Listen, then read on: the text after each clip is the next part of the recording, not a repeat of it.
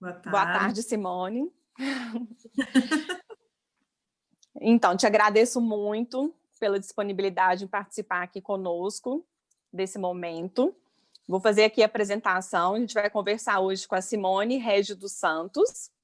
Ela é mediadora de conflitos judiciais e extrajudiciais, civil, familiar e empresarial, facilitadora de comunicação não violenta, justiça restaurativa e de círculos de paz, e expositora de oficinas de parentalidade do Conselho Nacional de Justiça. Muito obrigada pela disponibilidade de estar conosco.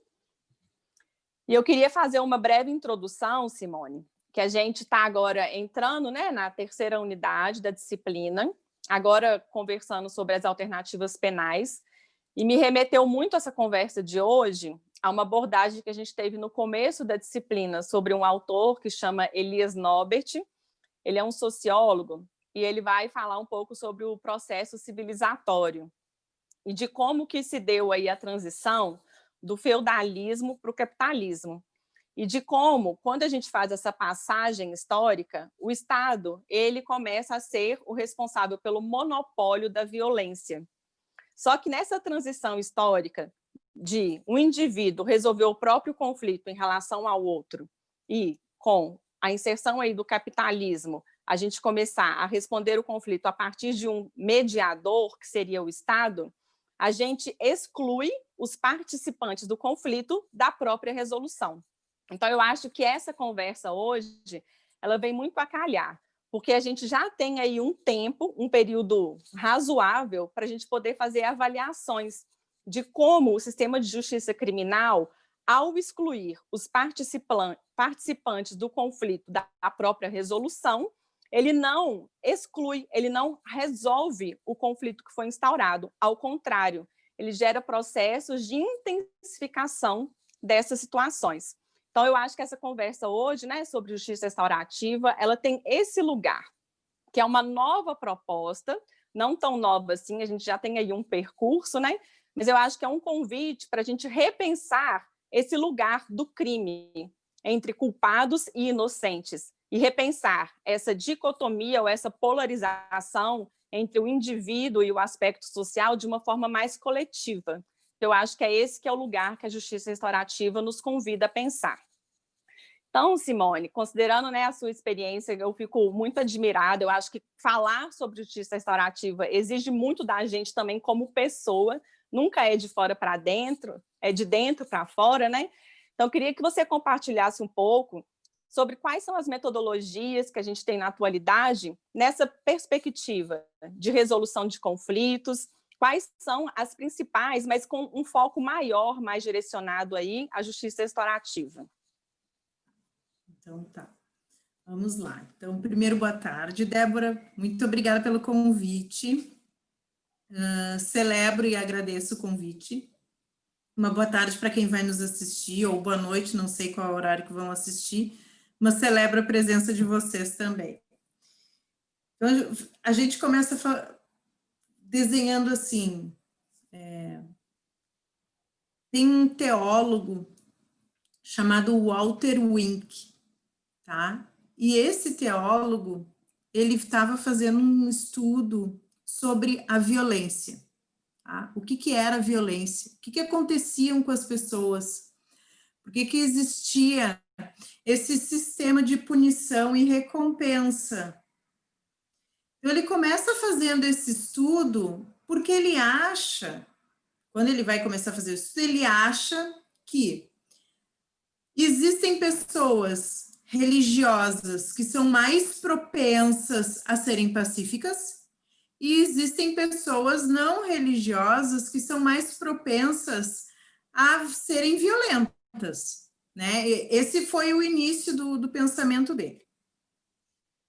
E quando ele começou a fazer o estudo dele, ele foi se dando conta que não interessa a religião, mas no momento que as pessoas pegam a religião como única palavra, elas tendem a acreditar mais nessa bipolaridade de punição e recompensa, de que há uma pessoa má porque há uma pessoa boa, né? Então, ele começa aí. E aí, o que ele começa a fazer um estudo para se dar conta de onde começou essa ideia de punição e recompensa. Então, o que acontece? Os reis, as pessoas que se auto-intitulavam reis, elas diziam que elas eram reis porque elas eram mais próximas de Deus. E aí elas traziam a questão da religião delas, cada uma com a religião delas. Só que o que acontece? Esse rei, ele começou a se dar conta que ele sozinho não conseguiria organizar uma sociedade inteira. Então, ele começou a ter um conselheiro aqui, um conselheiro ali, alguém aqui, alguém aqui. E aí, o que ele precisava fazer, esse rei? Ele precisava deixar essa sociedade da forma como ele queria, atendendo às necessidades dele. E para isso, o que ele começou a fazer? Quem é contra o rei é uma pessoa má. E é uma pessoa má, por quê? Porque quem está contra o rei está contra Deus. Então, esse foi o início. Então, os bons eram aqueles que estavam ao lado do rei, e os maus eram aqueles que estavam contra o rei. Aqueles que eram os maus mereciam ser punidos, e os bons mereciam ser recompensados. E é aí que começa a se desenhar o nosso sistema educacional, tanto educacional de família, quanto educacional de escolas, e o nosso sistema penitenciário, de punição ou recompensa. Se você segue todas as regras, se você segue todas as leis, você é uma pessoa boa, você merece ser recompensado. Se você é contra as regras, é contra nossas leis, você é uma pessoa má. Então, você merece ser punido. E aí, o que acontece? Começam a ter diversões culturais mostrando o que é o bem contra o mal, sabe?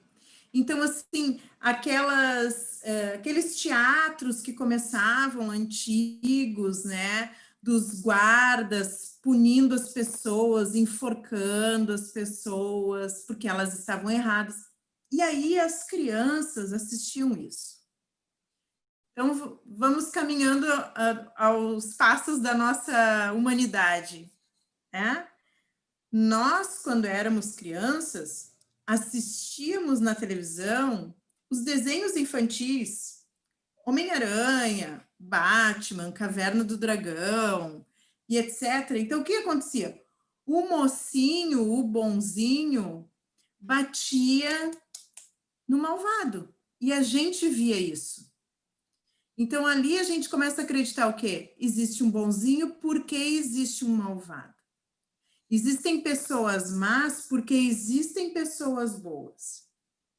As brincadeiras de polícia e ladrão, né? Quando nós somos crianças também, eu vou ser polícia, tu vai ser o ladrão, e assim a gente vai. E aí que começa a vir essa nossa ideia de, se tu faz algo que eu considero bom, no meu julgamento, no meu pensamento, tu merece ser recompensado. Se tu faz algo que eu considero ruim, no meu julgamento, no meu pensamento, tu merece ser punido. E aí nós vamos fazendo isso, nós vamos aprendendo isso desde criança. Quando eu sou criança, se eu como todo arroz e feijão, a minha mãe me dá uma sobremesa, eu sou recompensado porque eu fui bonzinho, porque eu comi tudo.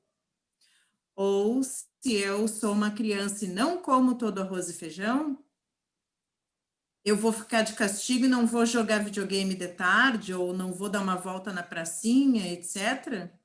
Então, eu sou uma pessoa má e eu mereço ser punido porque eu não cumpri com aquela lei, aquela regra. Uhum.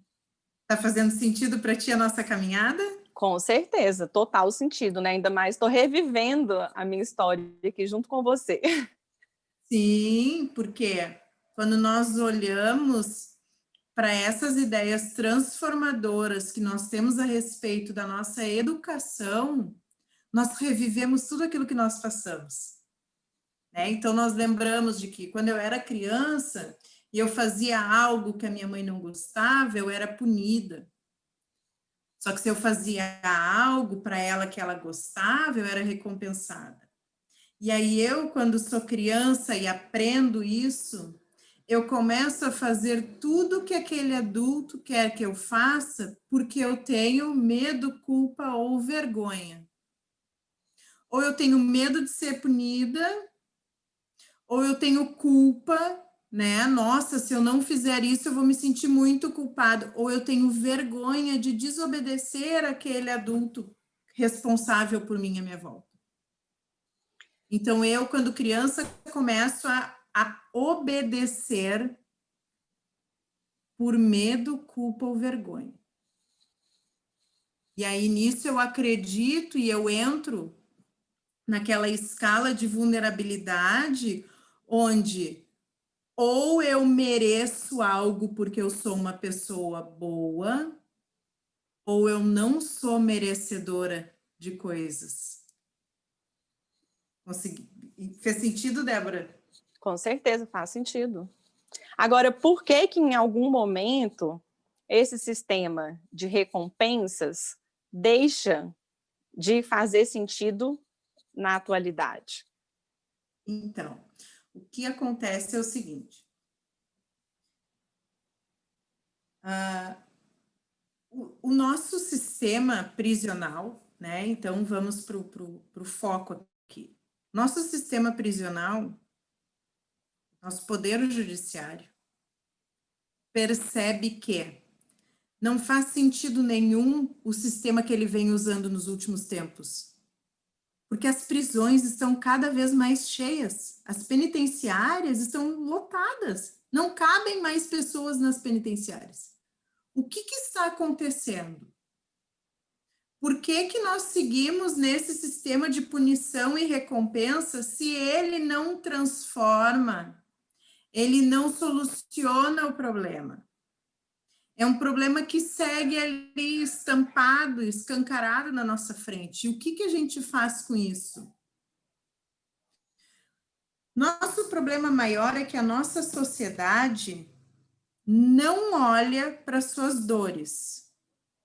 A nossa sociedade não quer olhar para suas dores e dizer assim: erramos no nosso sistema educacional, erramos no nosso sistema familiar, erramos no nosso sistema de saúde. Porque, na verdade, é todo um sistema que está adoecido, falecendo. Tem algumas partes do sistema que, inclusive, já foram enterradas, vamos dizer assim. Mas o nosso sistema penal, ele está na UTI, já em coma, há muitos anos. Ele não funciona. O nosso sistema penal não funciona. Isso é fato. Mas o rei que quer manter o seu poder, o rei precisa dessas pessoas e desse sistema que ele criou há muito tempo atrás, para que as coisas sigam da forma que ele acha que é melhor, porque elas atendem às necessidades dele. O rei, vamos dizer assim, eu vou usar a metáfora aqui, o rei, ele não quer questionar para o povo dele o que o povo dele quer. O rei quer dizer para a sociedade dele assim: vocês vão fazer assim porque é assim que eu quero que vocês façam. Mas se o rei decidisse questionar para a sociedade o que fazer, será mesmo que a sociedade iria propor uma reforma? Ou será que a sociedade continuaria aí entre culpados e inocentes? Porque, afinal de contas, eu sou totalmente inocente. Aí Né? nós temos que ver o seguinte: qual é o sistema educacional que essa sociedade tem. Exatamente. Porque vamos e convenhamos, Débora, o problema da nossa sociedade é o sistema educacional. Tudo começa lá, né? Porque tudo começa lá. Porque quando eu sou criança e eu sou obrigada a ir para uma escola, e nessa escola eu sou obrigada a fazer matemática, física, química, biologia, e eu nem gosto dessas coisas, e essa escola não olha para aquelas coisas que eu sou ótima, aí já tem um erro. Aí eu já começo a perder a minha autenticidade, começo a perder a minha identidade e começo a entender que eu estou em um sistema pronto. Ou eu me encaixo nele para ser recompensada, ou eu caio fora dele e serei punida. Por exemplo, eu sou formada em Direito e eu não passei na prova da OAB. E eu já fiz a prova da OAB 7 vezes, eu não tenho vergonha de dizer. Então, eu tenho na minha mão um diploma de bacharel em Direito, não passei na OAB e aí eu não sou nada. Porque se eu não passei na OAB e se eu não fiz um concurso público, onde eu tenho um cargo, eu só tenho um diploma de bacharel de Direito na minha mão. Só que eu sou mediadora de conflitos. Eu fiz a formação, eu sou facilitadora da justiça restaurativa, eu sou expositora das oficinas de justiça restaurativa, das oficinas de parentalidade, mas nenhuma dessas é reconhecida como cargo no nosso país, Brasil. E por que essas novas técnicas ou filosofias, elas têm tanta dificuldade de se desenvolver no Brasil? O que acontece? Porque nós não somos preparados culturalmente para o diálogo.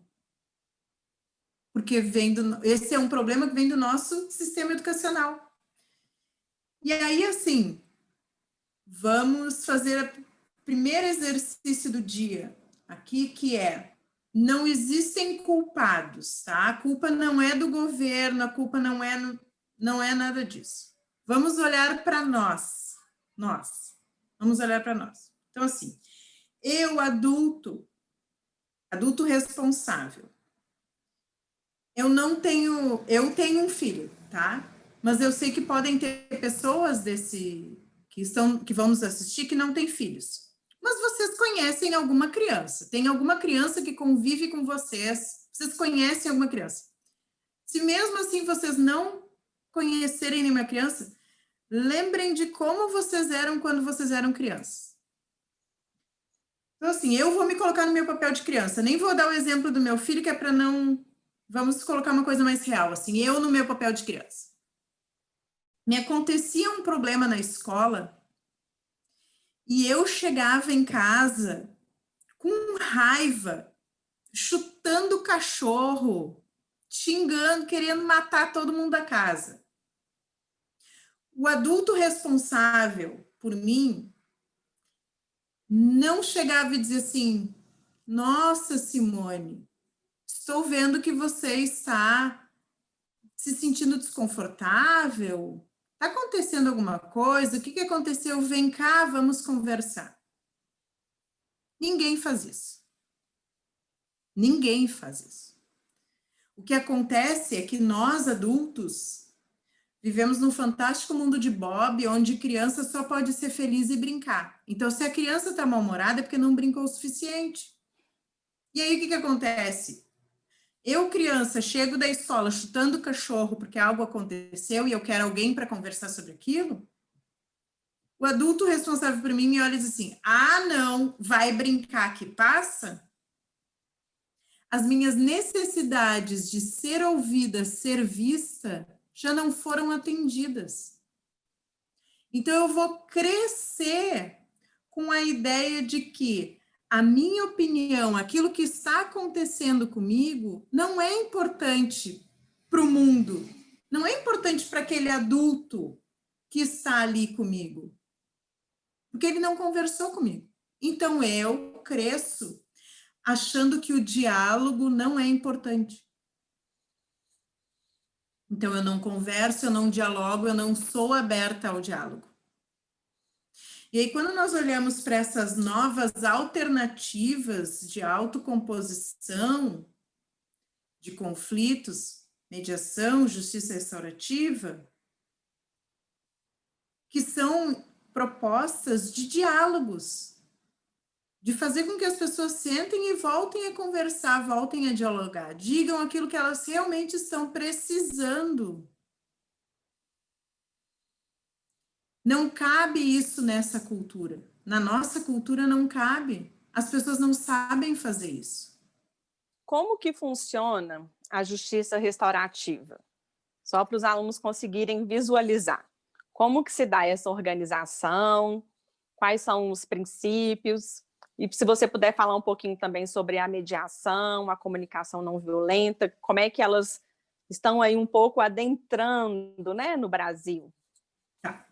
Então, é mais ou menos assim. A justiça restaurativa,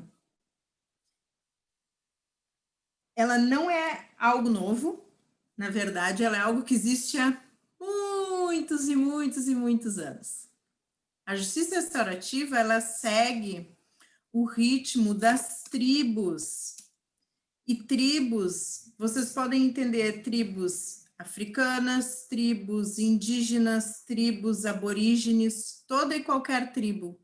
Porque foi feito um estudo, a Kay Pranes, ela tem um livro, Teoria Circular da Justiça Restaurativa. E ela tem vários outros livros. E nesse livro específico, ela conta desse estudo que foi feito. O que eles analisaram? A sociedade, a comunidade, ela é uma só. Tudo aquilo que a sociedade, comunidade tenta excluir é o que mais aparece cutucando aquela sociedade. Guardem essa informação no coração de vocês, porque tudo começa aí. Então, o que acontecia? Aquela comunidade, aquela tribo, quando uma pessoa fazia algo que a tribo não considerava ser correto para o andamento daquela tribo, ao invés daquela tribo excluir aquela pessoa, o que aquela tribo fazia? Aquela tribo pegava aquela pessoa, sentava ela no meio do lugar mais importante daquela comunidade. Todos se sentavam ao redor daquela pessoa e um por um levantava, parava na frente da pessoa e dizia para aquela pessoa tudo de bom que ela já havia feito para aquela comunidade e para aquela pessoa. Por quê? Porque aquela pessoa que fez algo errado precisa entender que ela é pertencente àquela comunidade. E que se ela fez algo errado, a culpa não é dela, a culpa é também dessa comunidade que deixou de atender alguma necessidade dela e ela foi buscar aquela necessidade de outra forma. Tá? Então, o que acontece? Todos, um por um, iam dizendo isso para ela. Ela é punida? Sim, ela é punida. Porém, ela não é excluída da sociedade. E aqui está a diferença. E aqui vem a justiça restaurativa, tá? A justiça restaurativa, ela tem dois tipos de círculo. Ela tem o círculo não conflitivo e os círculos conflitivos. O círculo não conflitivo é um círculo quando ainda não houve dano. E o círculo não conflitivo pode ser para qualquer coisa. Ah, é aniversário da Débora, vamos fazer um círculo para celebrar, né? A mãe da Simone faleceu, vamos fazer um círculo para ela elaborar o luto. É amigo secreto da empresa, vamos fazer um círculo de amigo secreto. Círculos não conflitivos podem ser feitos para qualquer coisa, desde que eles sigam um objetivo. Tem um objetivo, beleza, círculo. O círculo não conflitivo, o círculo conflitivo, aliás, ele ocorre quando houve um dano. Qual é o objetivo do círculo conflitivo? Restaurar aquele dano sem causar mais danos. Ou seja, pegar e entender o que foi que aconteceu, por que aconteceu, como aquela pessoa que fez aquele dano estava se sentindo, como quem sofreu o dano estava se sentindo, como todas as pessoas envolvidas naquele dano estavam se sentindo. E aí a gente pergunta o que todos estavam precisando. Desde a pessoa que cometeu o dano, a quem sofreu o dano e todos os que estão envolvidos no dano. Nos círculos, né, na justiça restaurativa, não existe ofensor, vítima. Nós não dizemos esses nomes. Quando nós fazemos um círculo conflitivo, nós não falamos sobre o assunto. Se o assunto aparecer, ótimo. Mas nós, facilitadores, nós não dissemos assim, estamos aqui hoje para falar sobre o assalto que o Ricardo sofreu. Não. Nós estamos aqui hoje porque nós vamos conversar, nós vamos ter uma conversa organizada. Existem perguntas norteadoras, cada um tem o seu direito e seu tempo de fala. Existem as regras do círculo, de como acontece o círculo. Então, é assim que o círculo vai acontecendo. Se nesse círculo alguém trouxer diretamente o fato, ótimo, podemos falar sobre o fato. Se as pessoas não quiserem falar com o fato, sobre o fato, tá tudo bem.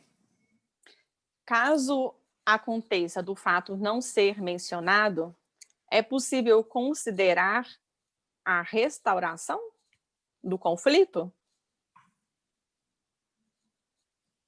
Olha, é meio impossível não vir o assunto. Alguém sempre fala sobre o assunto, né? E aí, o que é essa restauração, né? A restauração, ela pode ser um pedido de desculpas. A restauração pode ser só um olhar. Quem dá o tom do que é a restauração? É o círculo inteiro, não é uma pessoa. O círculo, ele é círculo para que as pessoas entendam que ali não existe ninguém em grau hierárquico superior. Estamos todos no mesmo lugar, no mesmo nível. Quando um círculo é formado, ninguém pode sair do círculo, levantar e sair. Porque isso é romper o círculo. Quando se começa o círculo, temos que cuidar de todas as pessoas, porque tu podes entrar e sair do círculo da mesma forma, tu pode sair do círculo da mesma forma como tu entrou, tu pode sair desse círculo melhor, te sentindo melhor, mais encorajado, acolhido, mas jamais as pessoas que estão em um círculo podem sair desse círculo se sentindo pior do que quando entraram. Porque o círculo, ele serve para curar. para restaurar. Então, se tem alguém muito mal, para ele não foi feita a restauração. Entendeu? Então, a restauração é mais ou menos assim, Débora, cada um dá o tom da sua restauração. Entende? Aqui em Porto Alegre foi feito um círculo há uns anos atrás. Um adolescente assaltou um policial. O policial estava no seu dia de folga. Esse adolescente nem sabia que aquele cara era policial e tal. Ele assaltou e ele deu 2 tiros. Né? O adolescente deu 2 tiros nesse policial. E foi feito um trabalho, foi feito o círculo restaurativo entre eles dois. E hoje em dia, eles são muito amigos, e esse policial, inclusive, é padrinho do filho mais velho desse rapaz que assaltou ele. E que deu 2 tiros nele. E ele ficou muito tempo na UTI. Ele quase faleceu. Essa é uma história de sucesso de um círculo que foi muito trabalhado, foi muito bem feito, e existem as histórias onde os círculos foram feitos e nada aconteceu. Porque cada um de nós tem a sua história. Cada história merece ser ouvida, porque cada história nos traz uma lição. E quando a gente pensa em níveis de reincidência em relação à justiça restaurativa, como que você tem percebido isso na prática? A realização do círculo, ela tem sido efetiva no sentido da restauração do conflito? Então, aqui no Rio Grande do Sul, têm sido feitos muitos círculos com adolescentes. Porque o nosso foco é pegar a educação, né? Desde a parte educacional. Então, tem muitos círculos restaurativos em escolas. Aqui em Porto Alegre tem um movimento muito bonito que é feito no Morro da Cruz, que é um morro que tem bem violento aqui em Porto Alegre. E tem 3 escolas que são feitos círculos restaurativos frequentemente lá. Eles, inclusive, agora fizeram formação no Escola Mais Paz, que são projetos que tem aqui no Rio Grande do Sul. Eu não estou muito por dentro desses projetos, porque eu não morava aqui, agora que eu vim morar aqui, eu morava no interior. Mas a nossa ideia é pegar a base desde a educação. Então, aqui existem muitos círculos restaurativos com adolescentes. E esses adolescentes que são acolhidos nas instituições aqui, eles aprendem nos círculos, e tem os depoimentos deles, o que eles mais aprendem nos círculos é que a opinião deles importa. Porque é isso que falta. O que falta é o diálogo. O que muda num processo da nossa vivência a partir do momento que a gente entende que a nossa opinião importa? De que forma o reconhecimento de que a nossa opinião importa resulta em práticas menos violentas? Puxa, no momento em que eu sei, eu, Simone, né, tô falando por mim. No momento que eu sei que a minha opinião importa, eu me sinto pertencente. A necessidade humana mais importante e valiosa de todas é pertencimento. É o que gera coesão, né? Sim, o Buda diz que todo ser humano quer ser feliz. Margaret Mead, a antropóloga, diz que todo ser humano quer pertencer. Que é por isso que nós temos relacionamentos uns com os outros. Não é só por uma questão de que preciso formar um casal, precisamos ter filhos. Eu preciso saber que eu pertenço a algo. Eu pertenço a uma família. Eu pertenço a uma comunidade. Eu pertenço a uma sociedade. Eu pertenço a um grupo de amigos. O Abraham Maslow, ele criou uma pirâmide de necessidades humanas universais que serviu de base para o Marshall Rosenberg. Marshall Rosenberg, ele é o pai da comunicação não violenta. E essa lista, essa pirâmide de necessidades humanas universais, a base dela é das necessidades fisiológicas, que são as primeiras, né? Mas lá pelas tantas tem pertencimento. E o pertencimento, ele está na parte da pirâmide da estima social, que é onde está o amor. E aí eu vou contar para vocês que amor não é sentimento. Amor é necessidade. Nós necessitamos de amor para viver e para sobreviver, porque o amor nos traz o pertencimento. O amor nos traz o nosso lugar. Muito interessante. O que mais faz a justiça restaurativa, a comunicação não violenta, a mediação de conflitos, toda e qualquer alternativa a esse sistema de justiça que nós conhecemos dar certo é o amor. Porque eu tenho que ver a humanidade no outro. E eu vejo essa humanidade no outro quando eu entendo que aquele outro pertence assim, tanto quanto eu pertenço. Então, eu não olho o outro como se ele fosse um objeto. Agora ele serve para essa sociedade, agora ele não serve mais. Não, eu olho para o outro com esse olhar de humanidade, com esse amor que eu reconheço que aquele outro também pertence. E isso faz muito sentido quando a gente fala de Brasil, e ao mesmo tempo a gente percebe claramente as rachaduras, porque é justamente no não pertencimento que são ocasionadas aí as principais violências.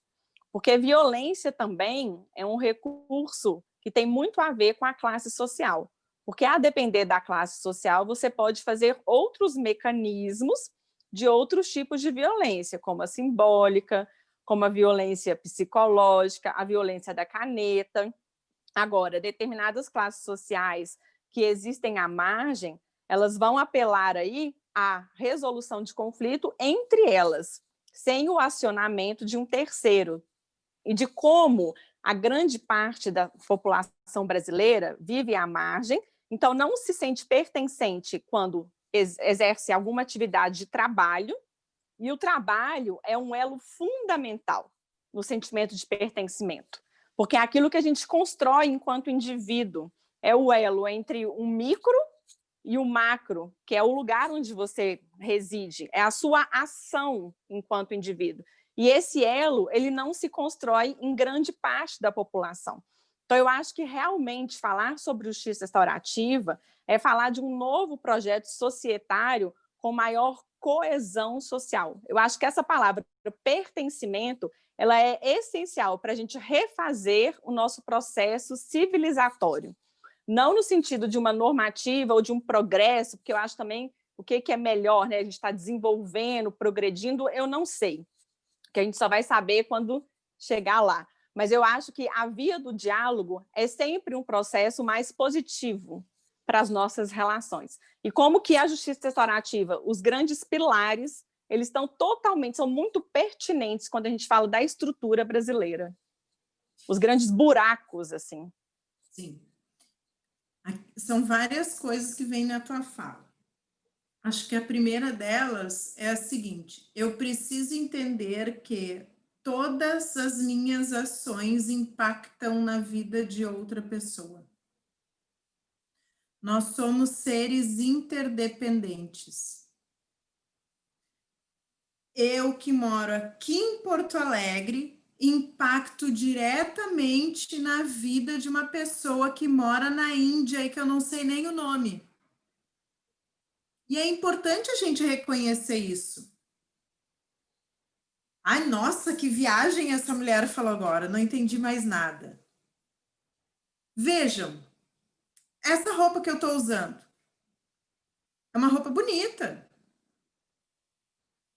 Se eu não me questiono quem fez essa roupa, da onde veio essa roupa, se eu resolvo viver de forma alienada sobre quem fez a minha roupa, eu posso não estar consciente de que quem fez essa minha roupa é uma mulher indiana que trabalha em situação de escravidão.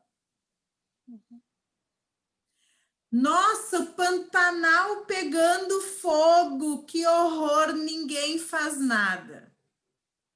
Eu falo isso comendo uma picanha suculenta num churrasco, sem me dar conta que quem está colocando fogo no Pantanal quer abrir pasto para o gado, para matar o gado, para o gado vir para o meu prato. E aqui eu vou fazer um parênteses assim, nada contra quem come carne, eu como carne, gente, mas é só para vocês entenderem que, assim como eu impacto em vida de pessoas, eu impacto em vida de animais. Na verdade, toda e qualquer atitude nossa impacta em vidas. São vidas. A palavra não violência, ela vem da palavra ahimsa. Ahimsa em indiano é um conceito trazido por Mahatma Gandhi, e o ahimsa significa quando a vontade de punir o outro é ultrapassada. A não violência significa ser não violento com toda e qualquer pessoa, com todo e qualquer animal, com toda e qualquer planta, com tudo que está vivo. O Gandhi, o neto dele, o Arun Gandhi, foi passar um tempo, morou um tempo com o Gandhi na Índia. Ele é americano, mas foi morar com o avô durante um tempo na Índia. E ele questionou para o avô dele o que era violência, porque ele queria entender, ele não entendia o que era aquilo, porque o avô dele fazia movimentos pacíficos, né? Era o pai da não violência, levava a palavra ahimsa para frente, e ele queria entender o que era violência. Quando a gente pensa em violência, a gente pensa em guerra, briga, soco, tapa. Isso para nós é violência. Aí o Gandhi pediu para o Arun desenhar uma árvore na parede do quarto dele e pediu para ele colocar do lado direito da árvore todas as violências físicas que ele já tinha visto ou sofrido. Violência física são todas essas que a gente vê, que a gente sente no nosso físico, na nossa pele. Então, é o soco, é o tapa, é o puxão de cabelo, tudo isso. E do lado esquerdo da árvore, era para ele anotar todas as violências passivas que ele já tinha visto ou vivenciado. Violência passiva é aquela violência que a gente não sente na pele, a gente sente dentro. É aquela violência que a gente sente na cabeça, no cérebro, sabem? No coração. Essa é a violência silenciosa. É aquela violência assim que eu tô caminhando na rua de saia e alguém diz assim, ai, aí, gostosa, vou te pegar. E eu sigo andando. E aí, quando eu chego em casa e eu lembro daquela frase, aquilo me dói. É aquela violência que falam da cor da minha pele, ou falam que eu uso óculos, ou falam do meu peso. Essa é a violência passiva. E aí o Gandhi disse assim para o Arun, faz esse exercício e me chama quando tu achar que terminou. Porque nós achamos que o que mais acontece na nossa vida é a violência física. Só que quando a gente começa a colocar no papel, a gente vê que o lado da árvore da violência passiva é o que tomba a nossa árvore. Porque a violência passiva, ela é muito maior. E aí, aqui, vamos falar um pouquinho sobre os Kinder Ovos da comunicação não violenta, né? Os Kinder Ovos da nossa vida. O Marshall diz que toda expressão violenta é a expressão trágica de uma necessidade não atendida. E trágica no sentido de que eu não sei uma forma menos violenta de falar aquilo que eu estou necessitando. Então, eu quero convidar vocês um pouco para refletirem sobre o que é ciúmes, inveja e vingança. Quais as necessidades que vocês acham que está dentro desses 3 Kinder Ovo? Quando eu faço uma vingança, quando eu quero me vingar de alguém, o que na verdade eu estou querendo? Que ele sinta a mesma coisa que eu senti. Isso é o julgamento. Isso é o meu pensamento. Eu quero que ele sofra a mesma coisa que eu sofri, ou pior.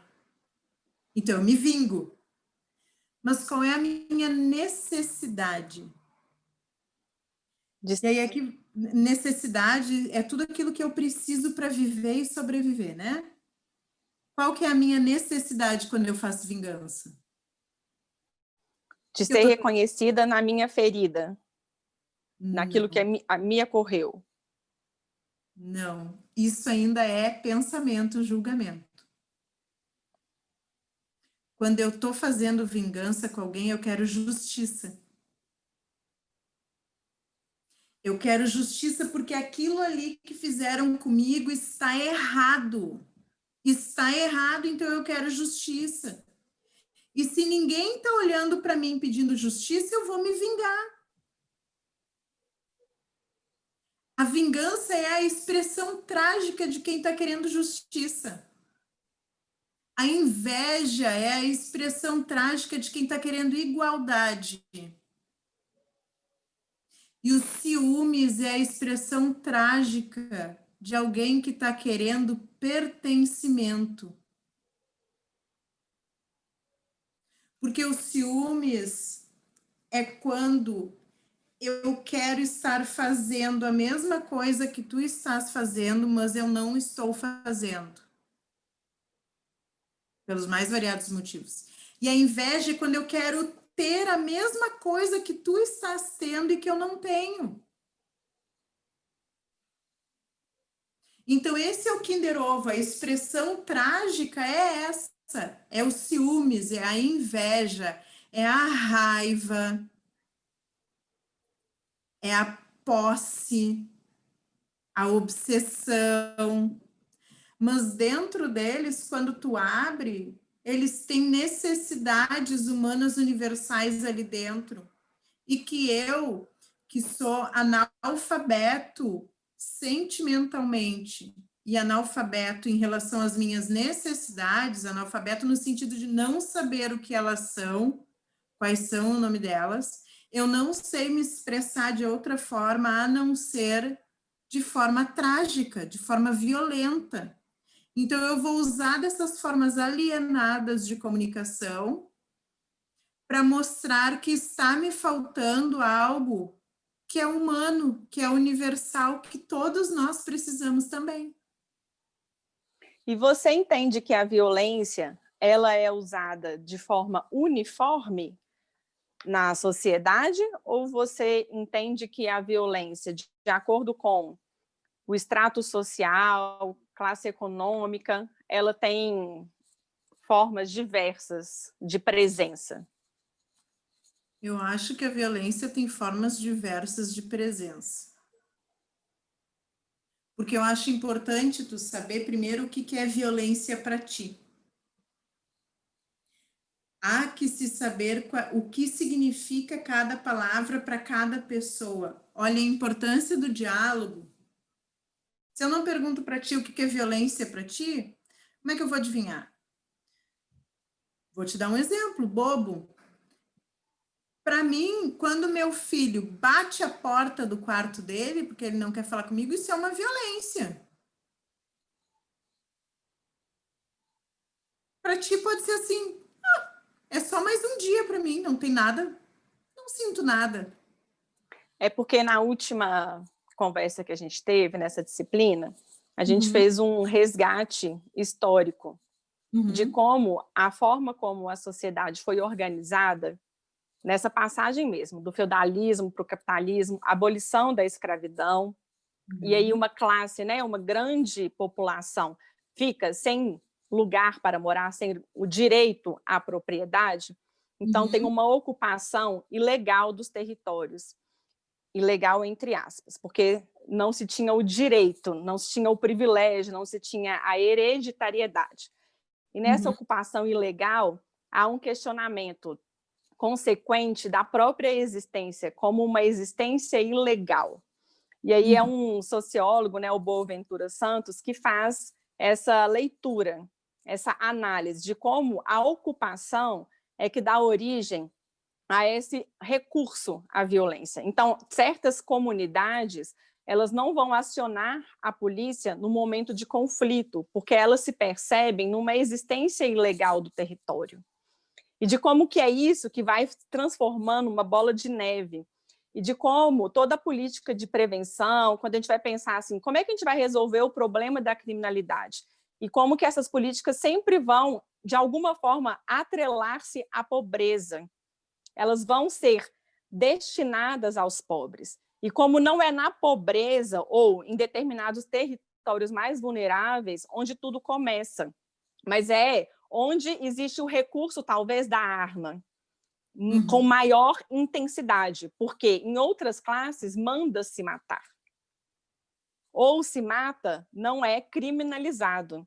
E como o recurso da caneta, e como você bem expôs, o recurso que vem ao cérebro e vem à mente, é talvez muito mais doloroso do que talvez o recurso físico. Mas de como certas classes fazem uso de certas violências que não chegam ao sistema de justiça criminal. E não porque são menos violentas, mas porque até no uso do recurso da violência há distinção a depender de qual grupo a gente pertence. E de como... Aí eu queria te fazer uma pergunta, Simone, considerando esse processo histórico da justiça restaurativa e de como ela começa aí dentro das tribos, e pensando que não eram sociedades tão complexas, né, no sentido do número, não tinha uma população tão grande como a nossa, na sua experiência, você consegue imaginar uma sociedade como a nossa, que faça uso da justiça restaurativa enquanto filosofia predominante de resolução de conflitos? Porque hoje a gente tem um sistema de justiça tradicional, né, que são as prisões, que vai fazer aí, ó, você é culpado, você vai preso, pouco importa o conflito, a gente não vai resolver o conflito. Você é o culpado, indivíduo, mas não são todos os indivíduos que são culpáveis. Então, prende-se alguns em nome de todos. Porém, o conflito fica num plano secundário. A justiça restaurativa, ela é uma outra possibilidade de trazer o conflito para a cena. Vamos falar sobre esse conflito. Mas numa sociedade complexa como a nossa, seria possível a resolução de conflitos pela justiça restaurativa de forma predominante? Daqui a uns 70 anos, acho que sim. Porque é 70? preciso mudar o nosso pensamento, né, de Porque dentro o que para fora. precisa mudar é a base educacional. Sim. Por exemplo, eu não sei a idade dos alunos, né, do pessoal, mas nós estamos em uma faixa etária onde nós entendemos a importância do autoconhecimento. Eu preciso saber quem eu sou, quem eu quero ser e para onde eu vou, para eu poder saber as coisas que eu quero ter direito ou não na minha vida. Aonde eu devo ter dever ou não na minha vida. E a geração mais nova está vindo assim também. E aqui acho importante isso porque a justiça restaurativa ela honra muito quem veio antes. E por que eu estou trazendo isso? Porque eu preciso honrar meus pais. Eu não posso achar que eu sou assim por culpa deles. Eles fizeram o melhor que eles puderam, com as ferramentas que eles conheciam na época. Então, vocês pensem, há 40 anos atrás, negros não podiam sentar no mesmo ônibus que brancos. Não podiam entrar nos mesmos lugares. 40 anos atrás. A gente não está falando de 40 mil. É agora. Foi agora, é novo, é recente. Existem pessoas vivas que passaram por isso. É agora. Então, o que isso diz para nós? Olha o quanto estamos mudando. Hoje em dia, a quantidade de pessoas que estão aí descobrindo as suas origens, os negros descobrindo de onde eles vieram, descobrindo sobre as suas raízes, descobrindo que são linhagem direta de reis e rainhas, e estão se descobrindo agora. E aí, não bastando eles estarem se descobrindo agora e sabendo suas origens, que foi apagado, porque nós lemos livros de história escrito por brancos, né?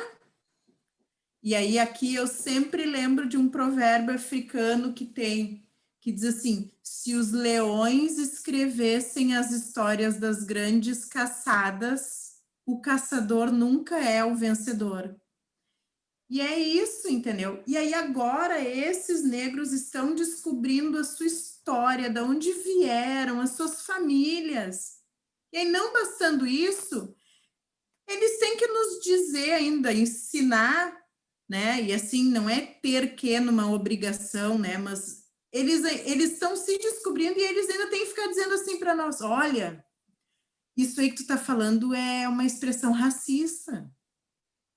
Olha, isso aí que tu está fazendo não é legal.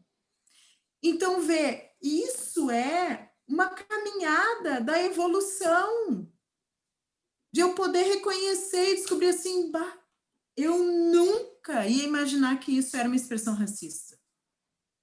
Eu não sabia que era assim. Entende, Débora? Esse é o caminho. Então, a gente está vindo de gerações que estão aos poucos e, infelizmente, lentamente, mas nós estamos fazendo mudanças grandes. As gerações estão fazendo mudanças grandes. Então, assim, acredito, e aí respondendo a tua pergunta, que daqui a alguns muitos anos, nós vamos sim estar em uma sociedade que vai predominar o diálogo. E vai predominar... Você acredita nisso? Eu acredito nisso, porque nós já estamos nesse caminho. Agora não vou lembrar o país, mas dá para jogar no Google e descobrir. Há 2 meses atrás, teve um país da Europa que fechou a sua última prisão. Eles não têm mais pessoas para prender. E isso não é porque, de repente, as pessoas viraram boas. Isso é porque eles perceberam que não tem como algo dar certo, uma sociedade se reconhecer como sociedade, se ela continuar punindo pessoas. E, Simone, quando a gente pensa na justiça restaurativa, tem muitas vertentes, tem muitas pessoas que defendem que essa filosofia ela fica muito destinada a pequenos conflitos, crimes menos graves. Queria que você mostrasse, né, dentro da sua percepção, para que os alunos possam visualizar, como pensar a justiça restaurativa para crimes de maior potencial ofensivo, como um homicídio, um crime sexual, para a gente conseguir visualizar uma possibilidade a partir dessa filosofia. Vamos lá. Justiça restaurativa, ela é muito boa, mas ela não é babosa. Ou seja, não dá para passar em tudo. A justiça restaurativa não dá para aplicar em tudo quanto é lugar. Então tem crimes que são impossíveis de se aplicar a justiça restaurativa? Não. Depende muito de quem está envolvido naquele crime. Porque o que acontece, né? Depois vou pegar um exemplo real, mas vamos pensar assim, um estupro, tá? Antes de ser feito o círculo restaurativo, são feitos pré-círculos, vários pré-círculos, tá? A primeira pessoa a ser procurada para participar do círculo é quem nós chamamos normalmente de o ofensor, né? Então, a primeira pessoa que é procurada é aquela pessoa que cometeu o dano. E ela tem que querer restaurar o dano. Se ela diz assim, não, tô nem aí. Deu, acabou, não existe justiça restaurativa para isso. Porque essa pessoa não quer. A pessoa tem que querer. E aqui eu acho importante dizer isso, Débora, que a justiça restaurativa ela não serve para diminuir a punição, ela não serve para substituir a punição.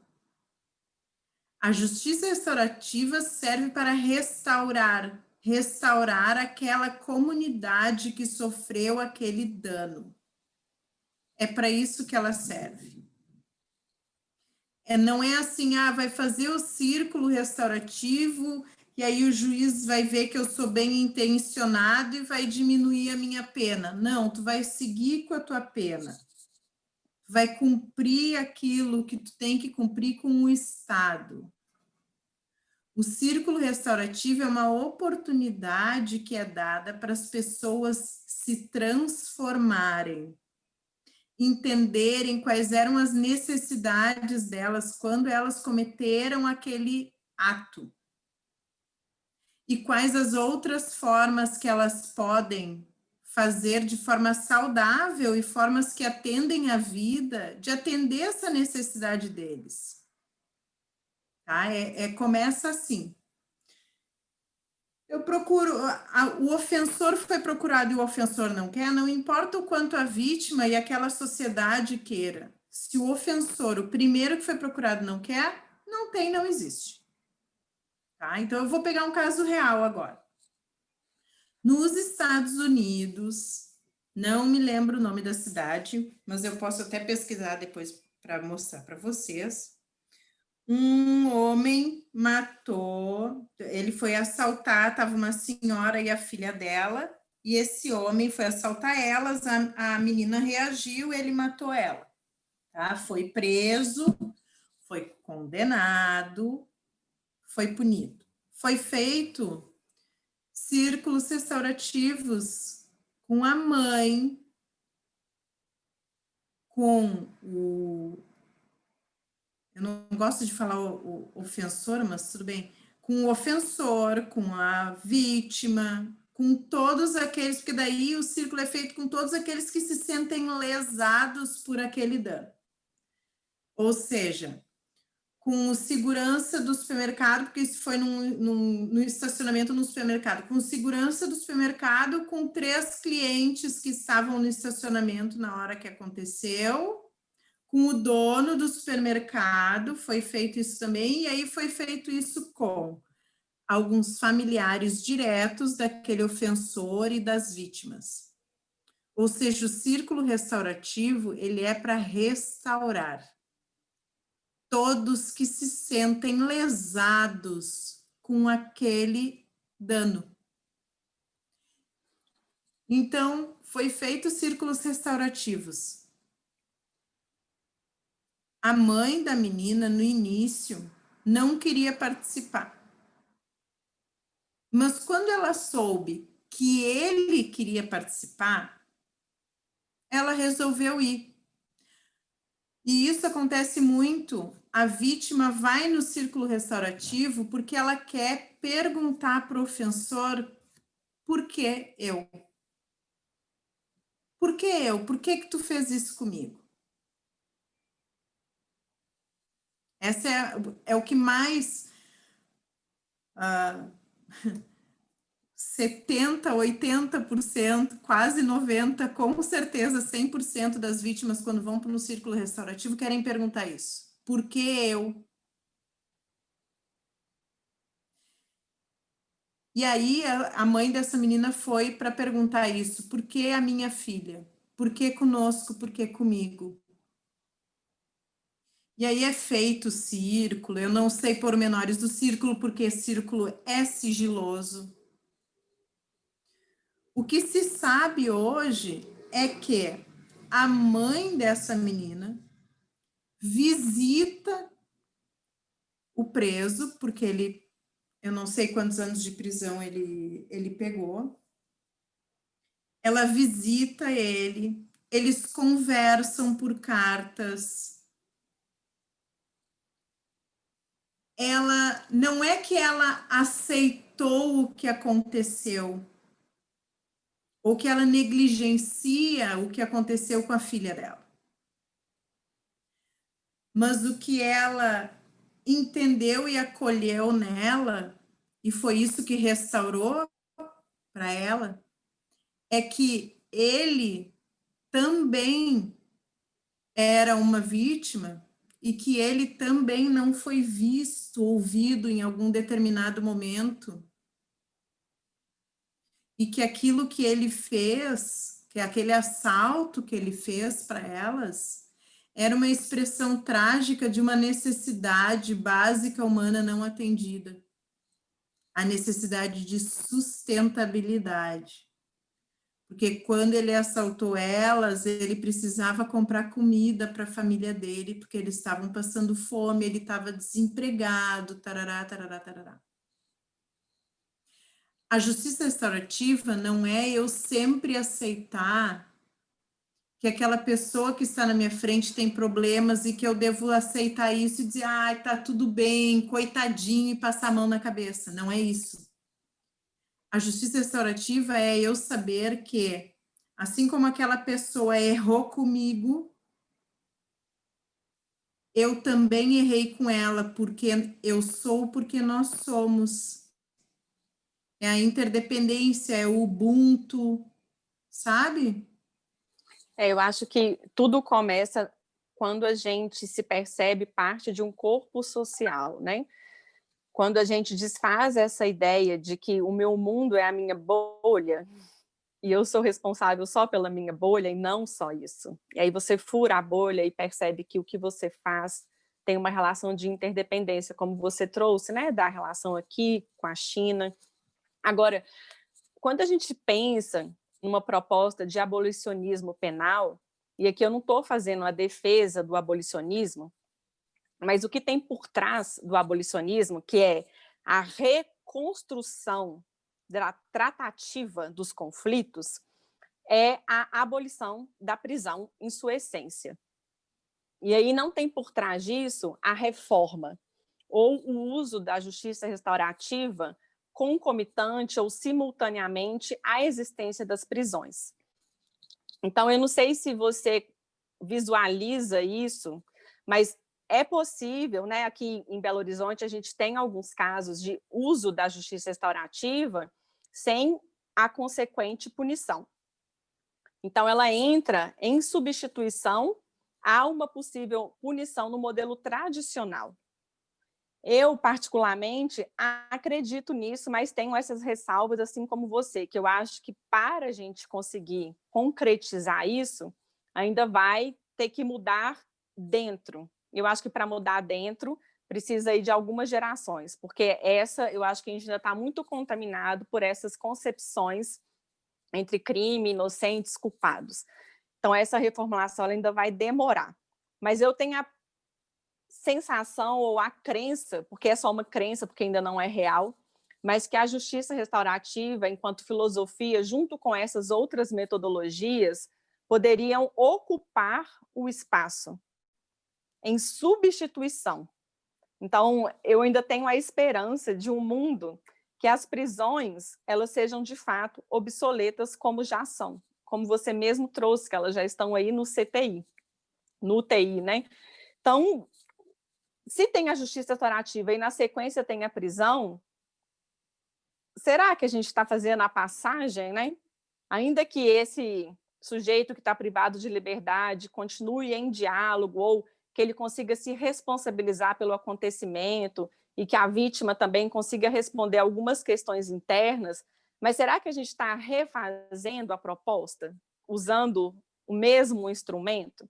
Apesar de que eu entendo que o instrumento depende de como a gente o utiliza. Mas esses instrumentos, hoje, na sociedade, eles ainda são usados para determinadas classes sociais de uma forma muito seletiva. Então, pelo menos assim, na minha crença de um mundo utópico ou ideal, era que essas novas metodologias entrassem mesmo em substituição. Você consegue acreditar nisso? Compartilha comigo disso?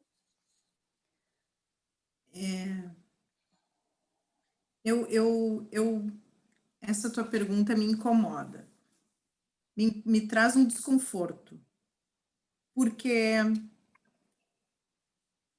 como faremos uma reforma do sistema prisional se nós não fizemos ainda uma reforma educacional?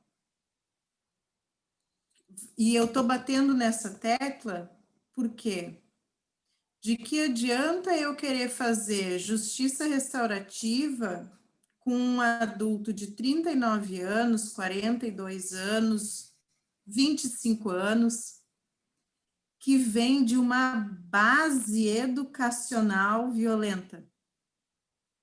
Não funciona, não dá certo. Mas considerando a ideia de um avanço do sistema educacional. E considerando a ideia. A justiça restaurativa, ela só será uma realidade se nós conseguirmos aplicar ela na escola primeiro. Porque a justiça restaurativa aqui no Brasil, ela é muito forte no sistema educacional. Pelo menos aqui no Rio Grande do Sul é uma grande realidade. Mas vocês são referência no país, né? Desculpem o momento bairrismo, mas... então, o que acontece? Eu preciso fortalecer a base educacional, para depois eu dar esse pulo. E ao entender isso, a gente percebe o porquê está demorando tanto. A justiça restaurativa, ela está no Brasil, se eu não me engano, desde 97. 1997. Quem trouxe a justiça restaurativa para o Brasil foi o Dominique Barter, que era braço direito do Marshall Rosenberg. O Dominique Barter, ele mora no Rio de Janeiro, mas ele é britânico, e ele que trouxe a justiça restaurativa para o Brasil, aplicando a justiça restaurativa no Morro. Qual deles? Não vou lembrar, acho que era no Vidigal, não sei. Não lembro, mas depois eu digo para vocês direito. Minha cabeça está um pudim nos últimos dias por causa da minha mudança. Mas o Dominique Barter, ele traz essa ideia da justiça restaurativa, do diálogo para dentro do Brasil. E aí começa a crescer a justiça restaurativa, e aí isso chama a atenção dos nossos seres extraordinários do Poder Judiciário. Né? Só que o que acontece?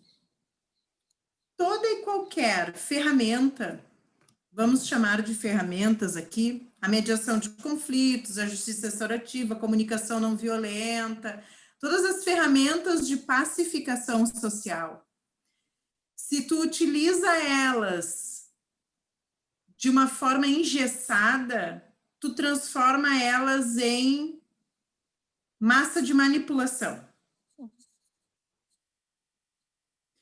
Então, se eu trago de forma engessada para as pessoas, para a sociedade, a realidade dessas pacificações sociais, eu uso elas como manipulação. E como manipulação, elas não funcionam. E por que eu estou falando isso para vocês? Para vocês entenderem do porquê que é difícil aplicar no Brasil. Porque o nosso poder judiciário é engessado. O nosso poder judiciário não permite diálogo. O nosso poder judiciário tem um artigo, inclusive, sobre isso, né? O superego do poder judiciário, que é quando o poder judiciário é visto como o pai de toda uma sociedade. Porque quando a gente é criança, quem resolve nossos pepinos? Papai e mamãe. A gente vai lá e chama papai e mamãe, porque papai e mamãe vão dizer o que é para a gente fazer ou não da vida. Quando eu sou adulto, eu não posso mais chamar papai e mamãe, apesar de tem gente que chama papai e mamãe, né?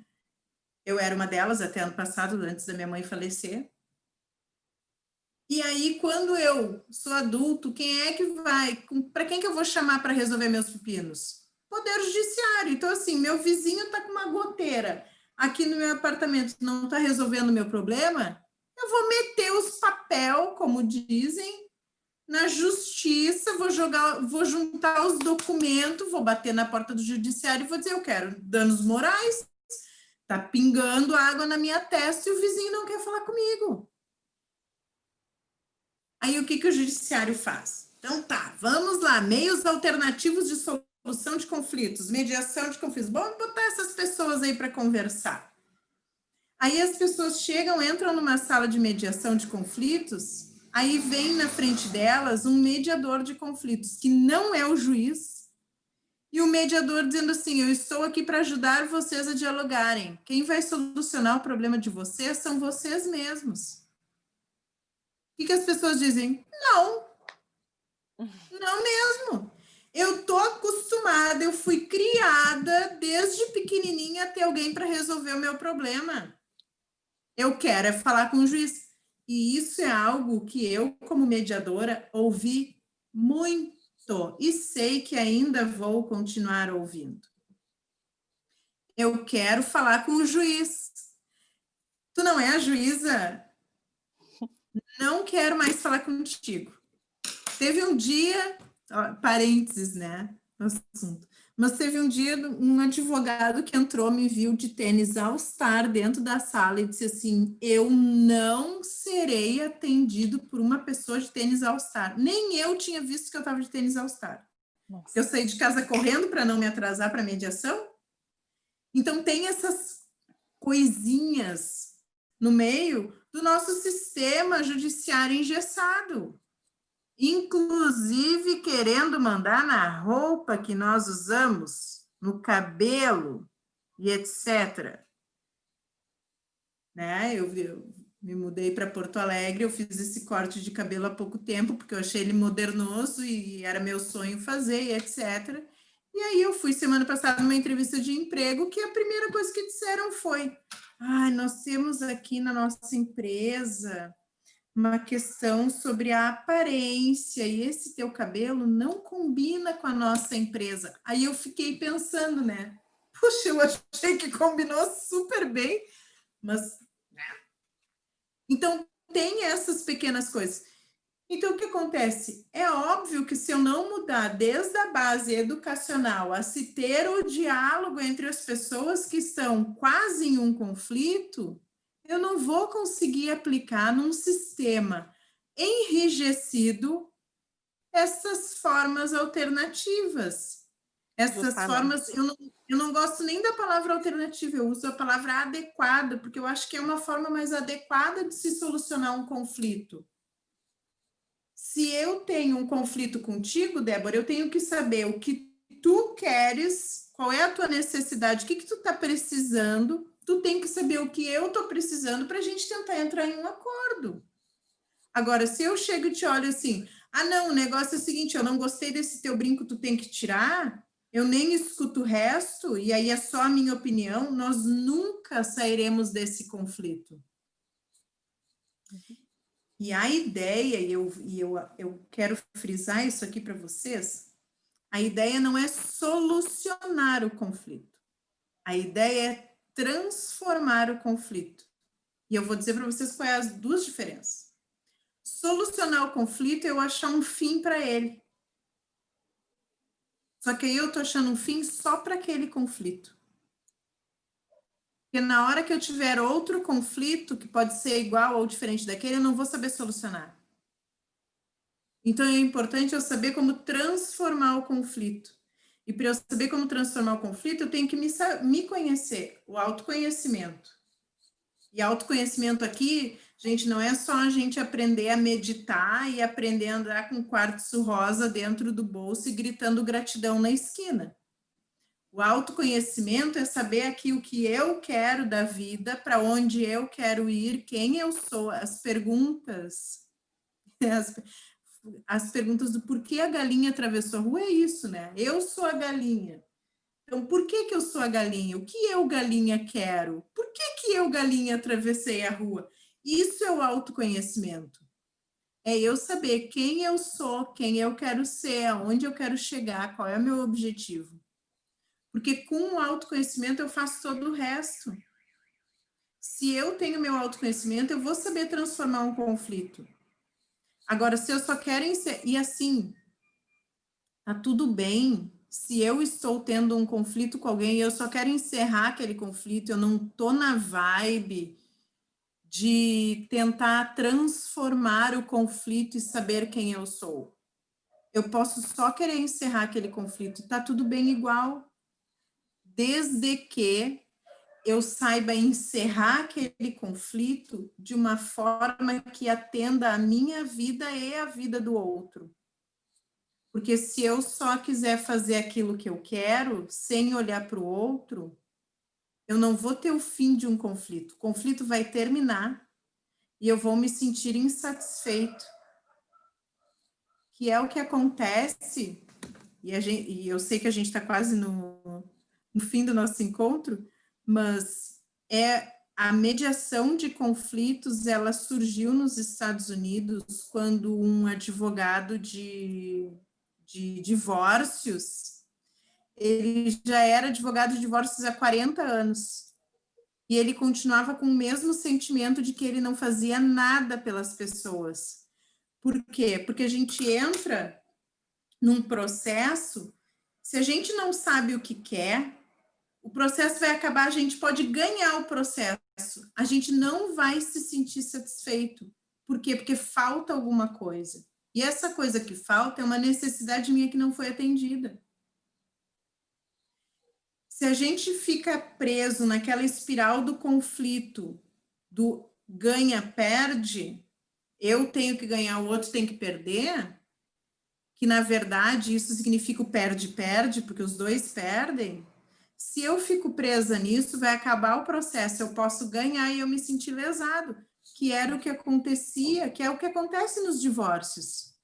As pessoas não conversam, então assim, eu quero a casa, eu quero pensão para mim, pensão para as crianças, eu quero o carro, vou te deixar só com as tuas cuecas e a tua moto. Eu vou ganhar tudo isso, ganhar, né? Não é ganhar, gente, desculpem, mas é que daí... Mas assim, vai terminar o processo e todos os meus pedidos serão procedentes e eu vou continuar insatisfeita. Uhum. Por quê? Porque, na verdade, o que eu quero é não terminar o meu relacionamento. Na verdade, o que eu quero é paz, é saber que eu posso contar com aquela pessoa, só que eu não olho para nada disso. Por quê? Porque eu estou no sistema ganha-perde. Eu estou sofrendo, eu quero que ele sofra e que ele sofra mais do que eu, então eu vou tirar tudo dele. Entendem? Então, é daí que vem essa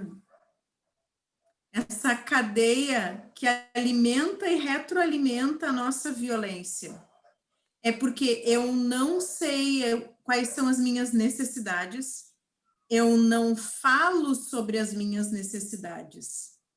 E se eu não falo e não sei quais são as minhas necessidades, eu sempre terei expressões trágicas para atender ou tentar atender essas necessidades.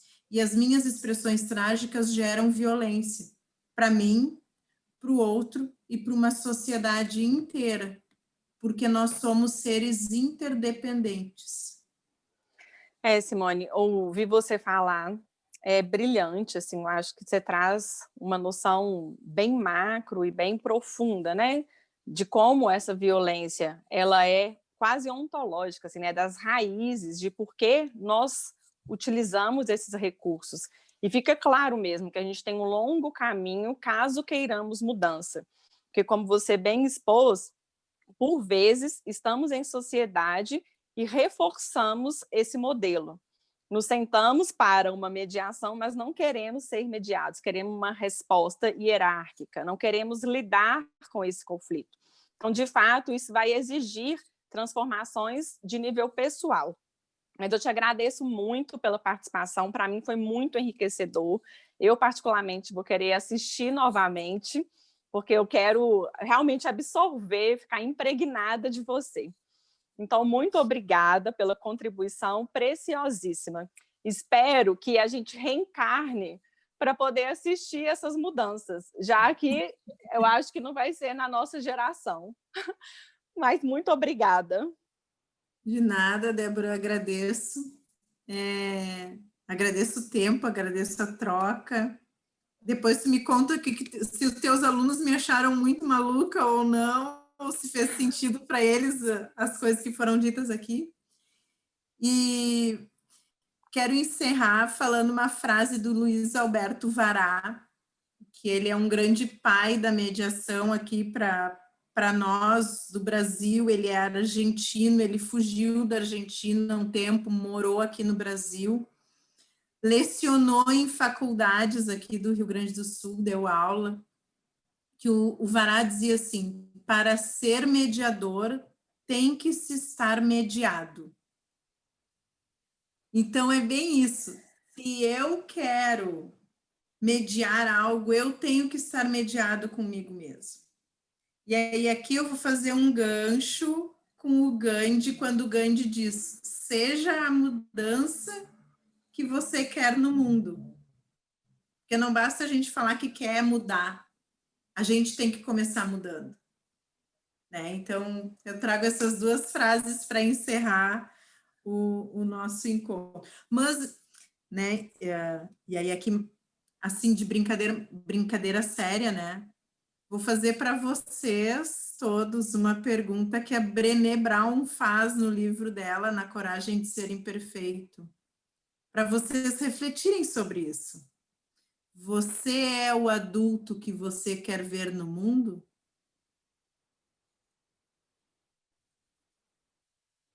Pode Respira, parecer né? bobagem, mas quando vocês sentarem na cama de vocês antes de dormir, se perguntem isso. Porque é muito importante nós sabermos olhar para nós. Nós estamos acostumados a olhar para o outro e apontar os defeitos do outro. E isso também é autoconhecimento.